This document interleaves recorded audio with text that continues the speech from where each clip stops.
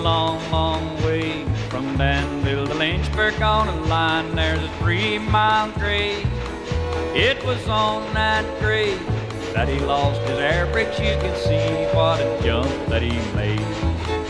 He wasn't going down the grade doing 90 miles an hour when the whistle broke into a scream. He was found in the wreck with his hand on the throttle and scalded to death by the steam.